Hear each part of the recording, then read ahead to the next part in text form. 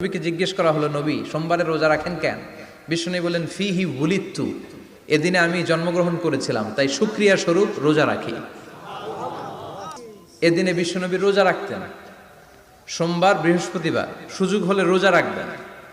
যারা রোজা রাখবে তাদের জন্য ইন দ্য ডে অফ জাজমেন্টে আল্লাহ স্পেশাল একটা গেট বানাবে জান্নাতে ঢোকার জন্য।